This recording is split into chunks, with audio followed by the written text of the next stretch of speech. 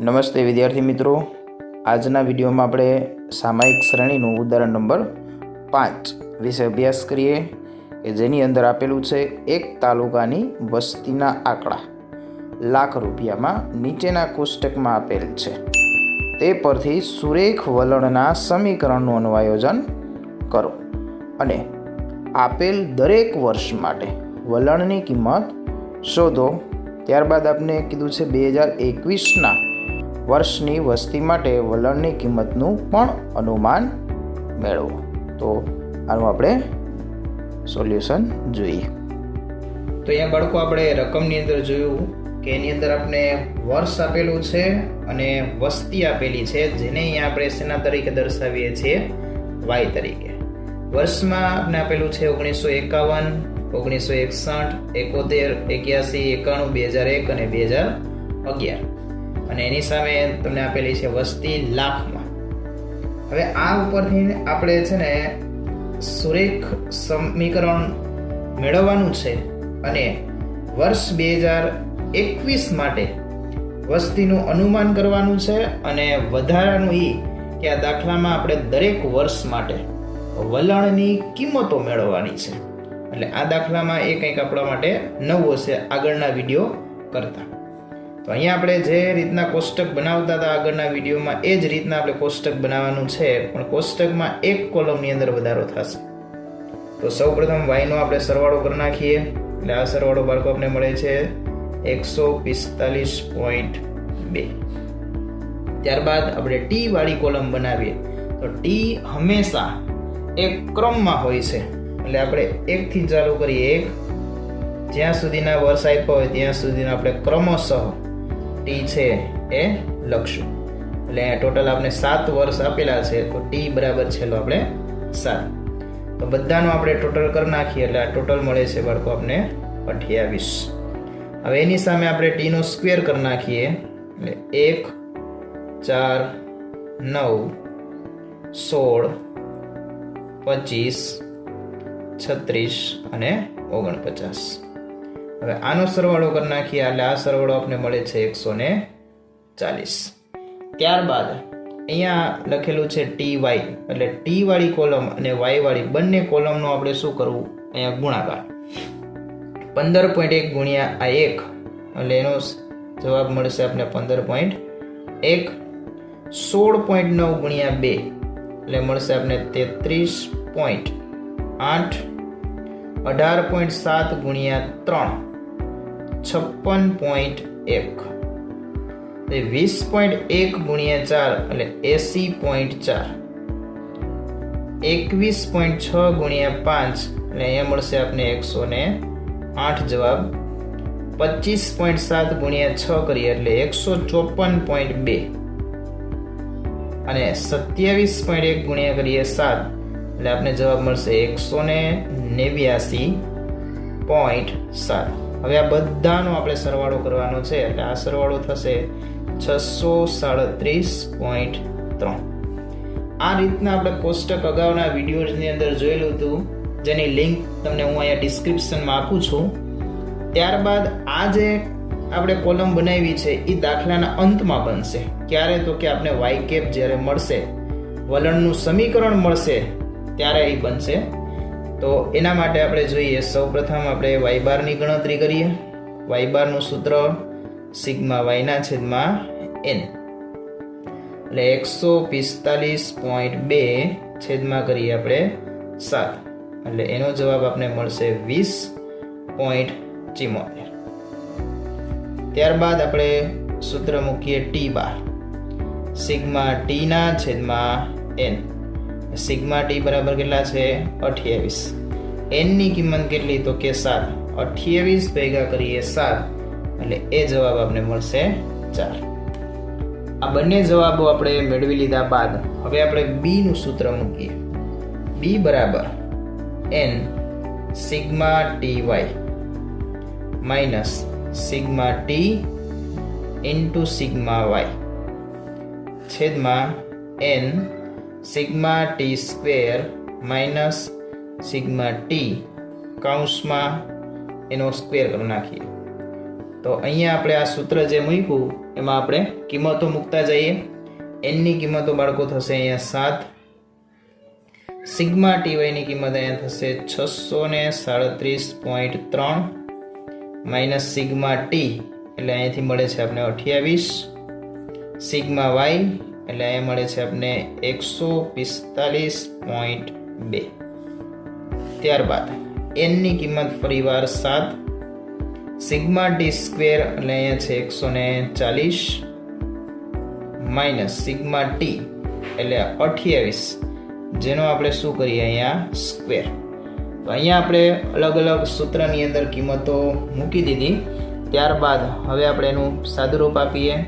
7 ગુણ્યા 637.3 એટલે એ મળશે આપણે 4461.1 માઇનસ 28 ગુણ્યા 145.2 એટલે એ મળશે આપણે 4065.6. ત્યારબાદ છેદમાં જોઈએ 7 ગુણ્યા 140 એટલે 980 અને 28 નો સ્ક્વેર એટલે 784. પછી હવે અંશ અને છેદની અંદર બાદબાકી કરી નાખીએ. 4461.1 માઇનસ 4065.6 એટલે એ આપણે જવાબ મળશે 395.5 અને 980 માઇનસ 784 કરીએ એટલે મળશે 196. ત્યારબાદ હવે આપણે આનો ભાગાકાર કરી નાખીએ એટલે આપણે શેની કિંમત મળે? બી ની. તો બી બરાબર 2.02 મળશે. આ બંનેનો અહીંયા આપણે ભાગાકાર કરતા બી ની કિંમત મળે છે અહીંયા 2.02. ત્યારબાદ આપણે હવે એ નું સૂત્ર મૂકીએ. એ નું સૂત્ર છે y બાર માઇનસ બી ટી બાર. તો y બાર ની કિંમત આપણે અહીંયા મેળવેલી છે 20.74 માઇનસ બી ની કિંમત કેટલી છે બાળકો? અહીંયા 2.02 અને ટી બાર એટલે અહીંયા મેળવેલા છે આપણે 4. હવે અહીંયા જોઈએ 20.74 માઇનસ 2.02 ગુણ્યા કરીએ 4 એટલે થશે 8.08. 20.74 માંથીના કિંમત બાદ કરી દઈએ એટલે આપણે જવાબ મળશે 12.66, જેને આપણે શેના તરીકે ઓળખશું? એ તરીકે. ત્યારબાદ હવે આપણે મેળવવાનું છે વલણનું સમીકરણ. તો અહીંયા લખવાનું વલણનું સમીકરણ, જેને આપણે શેના વડે ઓળખીએ છીએ? તો કે વાય કેપ. તો વાય કેપ બરાબરનું સૂત્ર થશે એ પ્લસ બી ટી. તો એની કિંમત બાળકો અહીંયા આપણે મેળવેલી છે 12.66 પ્લસ બી ની કિંમત છે અહીંયા 2.02 અને ટી એમનેમ આપણે રાખીએ. હવે આપણે ટી બરાબર કયું વર્ષ લેવાનું છે અને એની અંદર આપણે કઈ કિંમત મૂકવાની છે એ જોતા જઈએ. તો ટી બરાબર આપણે અહીંયા કયું વર્ષ મૂકવાનું છે? 2021 નું. ત્યાં જોઈએ વર્ષ 2021 માટે ટી કેટલા થશે? તો કે જો અહીંયા 11 માટે ટી 7 થયા. દરેક વર્ષમાં 10 વર્ષનો ડિફરન્સ અહીંયા આપ્યો છે. એટલે 11 માટે જો 7 થતા હોય તો 2021 માટે કેટલા થાય? તો કે 8.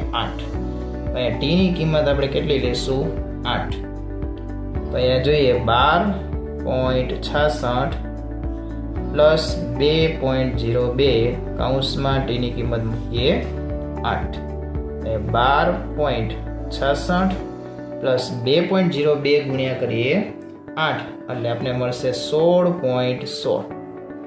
હવે આ બંનેનો આપણે સરવાળો કરી નાખીએ એટલે આ સરવાળો આપણે મળશે 28.82, જેનો એકમ છે લાખ, જેને આપણે શું કહેશું? Y cap. તો વાય કેપ બરાબર આપણે અહીંયા 28.82 મેળવ્યું. ત્યારબાદ આપણે સૂત્ર લખીએ, છેલ્લે સૂચના લખીએ કે આમ 2021ના વર્ષની વસ્તી માટે વલણની અનુમાનિત કિંમત છે એ કેટલી થાય? તો કે 28.82 લાખ છે. હવે આ દાખલો અહીંયા પૂરો નથી થયો. હજી આમાં આપણે દરેક વર્ષ માટે વલણની કિંમત ગોતવાનું કીધું છે. એટલે હવે આપણું જે વાય કેપ મળ્યો છે 12.66 પ્લસ 2.02 બાજુમાં ટી છે, એમાં આપણે શું મૂકશું? વલણની કિંમત એટલે ટીની કિંમત મૂકશું. અહીંયા દરેક વખતે ટી છે એ બદલાતો જશે. પહેલા વર્ષ માટે આપણે 1 મૂકશી, પછીના વર્ષ માટે 2, પછી 3, આ રીતના આપણે મૂકીને કિંમતો મેળવતા જઈએ. તો અહીંયા આપણે 12.66 પ્લસ કરી 2.02, પછી ટીની કિંમત 1. તો હવે અહીંયા શું કરવાનું? 2.02 પછી ગુણ્યા 1. જો અહીંયા ટીની કિંમત 1 મૂકીએ તો 2.02 થાય. એનો ગુણાકાર કરવાનો, એનો સરવાળો કરવાનો છે 12.66 સાથે. તો એ ટોટલ આપને મળશે 14.68. પહેલી કિંમત બાળકો આપણે જે મળી જાય ને એમાં હવે આપણે શોર્ટકટમાં શું કરવાનું? તો કે અહીંયા તમને જે બીની કિંમત આપેલી છે ને એ આમાં તમારે પ્લસ કરતું જવાનું, એટલે તમને શું મળતી જાય? આગળની કિંમતો મળતી જાય. જો અહીંયા આગળની નિશાની પ્લસ આપેલી હોય તો ઘણીવાર વાય કેપ છે એ બીની કિંમત માઇનસમાં હોય, તો આ જે મેઇન કિંમત આપણે પેલી મળે એમાંથી આપણે દરેક કિંમત શું કરતું જવાય? બાદ કરતું જવાય. અહીંયા પ્લસ છે તો અહીંયા હવે આપણે 14.68 માં 2.02 પ્લસ કરીએ એટલે આપણે મળે 16.7. ત્યારબાદ આ 16.7 માં પ્લસ કરીએ 2.02 એટલે 18.72. હવે એમાં પાછા આપણે પ્લસ કરતા જઈએ, જે કિંમત મળતી જશે એમાં આગળ આપણે 2.02 પ્લસ કરતા જઈએ એટલે નેક્સ્ટ કિંમત મળે 20.74. એના પછી મળશે આપણે 22.76. ત્યારબાદ 24.78 અને લાસ્ટ કિંમત મળશે આપણે 26.8. હવે મેં તમને આ પ્લસ કરીને શીખવાડ્યું. જો તમને આમ અનુકૂળ ન આવે તો હવે આ 16.7 મેળવવી હોય તો બીજી રીતના મેળવાય. 2.02 અહીંયા ટીની કિંમત કેટલી મુકાય? 2.02 ગુણ્યા કરવાના 2, પછી જે કિંમત આવે એનો સરવાળો છે 12.66. તો પણ તમને કેટલી કિંમત મળે? 16.7. ત્યારબાદ આમાં પણ તમે ટીની કિંમત 3 કરો, આનો ગુણાકાર ટી સાથે કરો, એનો સરવાળો 12.66 સાથે કરો, તો આ રીતના કિંમત તમને મળતી જાય.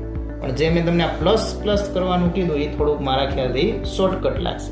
પછી તમને જે અનુકૂળ આવે એ તમારે રાખવાનું છે. તો આવા જ વિડીયો જોવા માટે બાળકો ચેનલને સબસ્ક્રાઈબ કરો અને અન્ય વિદ્યાર્થીઓ સુધી આ વિડીયોને શેર કરો.